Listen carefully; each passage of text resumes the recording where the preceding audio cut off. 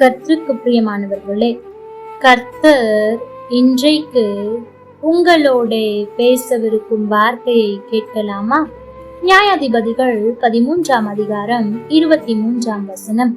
அதற்கு அவன் மனைவி, கர்த்தர் நம்மை கொன்று போட சித்தமாயிருந்தால் அவர் நம்முடைய கையிலே சர்வாங்க தகன பலியையும் போஜன பலியையும் ஒப்புக்கொள்ள மாட்டார்.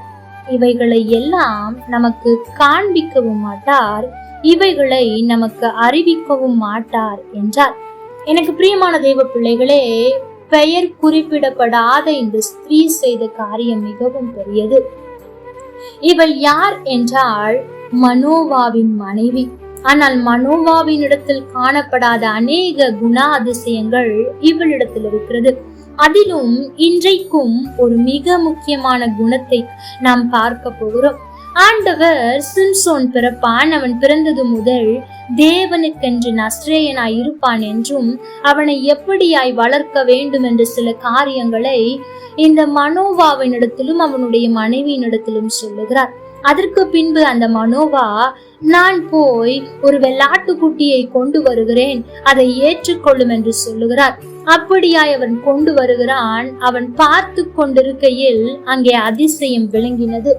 அதற்கு பின்பு மனோவா சொல்லுகிறார், ஐயோ, நான் தேவனை பார்த்து விட்டோமே, நாம் இருவரும் தேவனை பார்த்ததினால் நாம் செத்தோம் என்று சொல்லுகிறார்.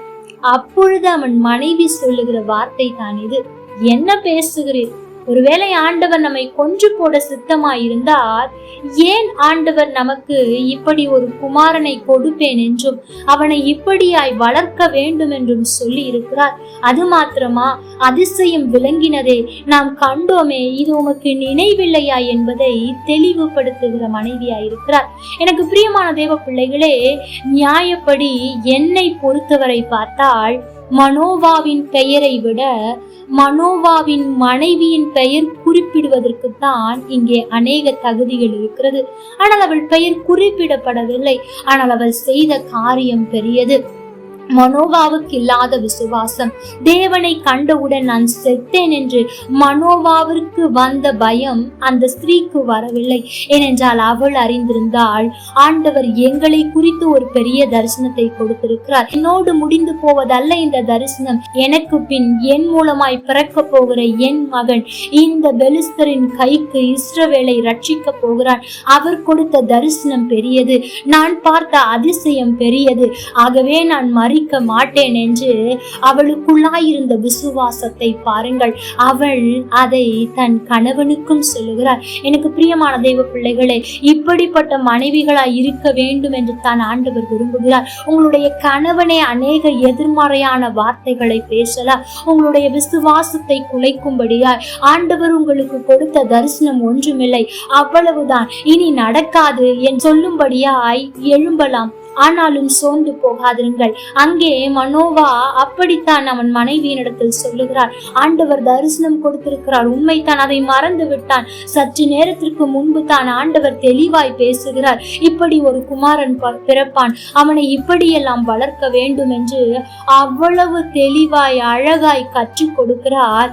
அவன் தகன பலியிட்டு ஆண்டவரை கண்டவுடன் தரிசனத்தை மறந்து விடுகிறான், எப்படி வளர்க்க வேண்டும் என்பதை மறந்து விடுகிறான், எல்லாவற்றையும் மறந்து விடுகிறான். அவன் மறந்தது மாத்திரமல்ல, தன் மனைவியின் விசுவாசத்தையும் கவிழ்க்கும்படியான சில வார்த்தைகளை பேசுகிறான். ஆனால் அவளோ, ஆண்டவருடைய சித்தம் நிறைவேறும், இல்லை என்றால் எனக்கு தேவையில்லாமல் இவற்றை காண்பிக்க மாட்டார், இவைகளை சொல்ல மாட்டார், நடக்க இருக்கிற காரியத்தை சும்மா மறித்து போவதற்காக சொன்னார், இல்லை என்று அந்த காரியத்தில் அவள் எவ்வளவு விசுவாசமாய் இருந்தால் பாருங்கள்.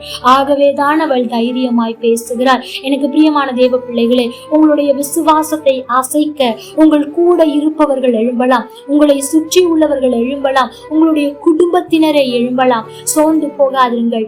ஆண்டவர் உங்களுக்கு ஒரு வாக்கை கொடுப்பார் என்று சொன்னார், அதை நிறைவேற்றும் வரை அவர் ஓய மாட்டார். எந்த ஒரு காரியத்தையும், எந்த ஒரு தரிசனத்தையும், எந்த ஒரு சின்ன வார்த்தையையும் கூட அவர் காரணம் இல்லாமல் கொடுக்கிறவர் அல்ல, நிறைவேற்றுவதற்காக மாத்திரம்தான் கொடுக்கிறவர். ஆகவே இந்த காரியத்தில் மற்றவர்கள் சொல்வதை கேட்டு சோர்ந்து போகாமல் நீங்கள் ஆண்டவர் உங்களுக்கு கொடுத்த தரிசனத்தை நீங்கள் உறுதியாய் பிடித்துக் கொள்ளுங்கள். கர்த்தர் தாமே உங்களோடு கூட இருந்து உங்களை ஆசீர்வதிப்பாராக. ஆமென். லைக் பண்ணுங்க, ஷேர் பண்ணுங்க, கமெண்ட் பண்ணுங்க.